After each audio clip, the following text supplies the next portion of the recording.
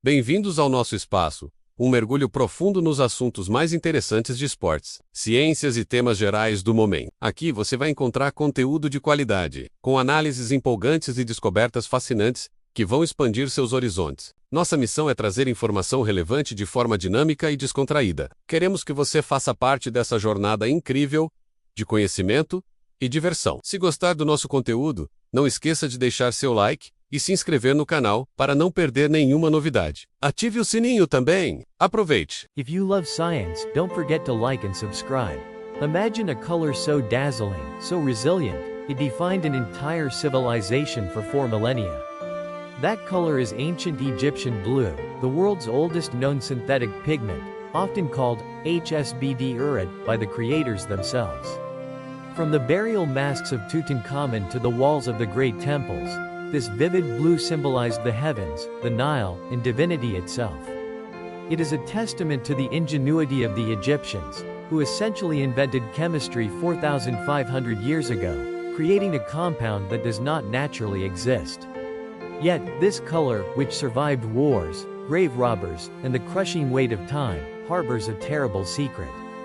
For archaeologists and art historians, Egyptian blue is often a ghost, a shimmering memory that begins to fade, dull, or entirely disappear shortly after excavation. The vibrant murals seen in old photographs often look radically different today. Why does this ancient, resilient blue suddenly betray us when brought back into the modern light? To understand the degradation, we must first understand the magic recipe. Egyptian blue is chemically known as calcium copper silicate, or Kukasi 4010. It's not simply a ground-up mineral like ultramarine derived from lapis lazuli. It is a meticulously engineered ceramic. The process involved heating quartz sand, copper compounds, like bronze filings or malachite, calcium carbonate, limestone, and an alkali flux, like natron or plant ash, to incredibly precise temperatures, between 800 and 1000 degrees Celsius, for many hours. If the temperature was too low, the components wouldn't react. If it was too high, the pigment would decompose into glass. The resulting product is a crystalline structure, where the calcium and silicon form a stable, protective lattice, trapping the copper ions, specifically, the divalent copper, Cu2+, which are responsible for absorbing and reflecting light in the blue spectrum. This lattice structure is highly stable when undisturbed. For thousands of years, buried deep within tombs or covered by desert sands, the pigment was protected. The environment was perfect. Stable temperature, negligible humidity, and, most crucially, absolute darkness. Under these inert conditions, the pigment remained locked in its original chemical configuration, ready to burst forth in color when rediscovered.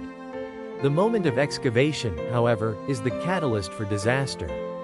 When the artifact is exposed, the pigment enters a new, hostile environment dominated by 3 primary threats: moisture, atmospheric pollutants, and, above all, light. Let's focus on the light. The vibrant blue color is intrinsically linked to the quantum state of the copper ions nestled within the silicate structure. High-energy radiation, particularly UV light, which is abundant even in controlled gallery lighting, and certainly present in sunlight during the initial excavation phase, provides the necessary energy to disrupt this stability. The copper ions are photosensitive. When they absorb UV photons, they can undergo a process known as photodegradation. This photolytic action causes the copper ions to potentially change oxidation states or, more likely, begin disrupting the tight bonds of the silicate crystal structure. Furthermore, if any water vapor is present, the process accelerates. Water molecules, especially when coupled with mild atmospheric acids or pollutants like carbon dioxide, can ingress the micro-fissures of the lattice. The calcium component of the pigment, being slightly more reactive, can react with these mild acids, allowing the copper compounds to leach out or chemically convert into non-blue compounds like copper oxide, or even simple copper salts. The consequence is not a physical disappearance, but a chemical one. As the vibrant Cu2+ ions degrade or escape the structural matrix, the pigment loses its ability to absorb and reflect blue light efficiently.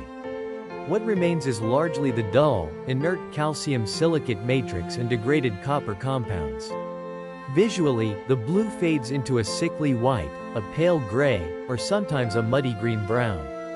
The color literally ghosts away, leaving behind the ghostly white structure that once supported it. Modern conservationists now face an immense challenge. To preserve the remaining blue, artifacts must be stored and displayed under strictly controlled conditions, low humidity, sealed environments, and light specifically filtered to remove damaging UV and high-energy visible light. Ironically, the very element that allows us to see the blue light is the mechanism by which it is destroyed after 4,000 years of slumber. The pigment ghost is a powerful reminder that preservation is a constant, delicate battle against time, chemistry, and the environment. For more incredible facts like this, don't forget to subscribe and turn on notifications.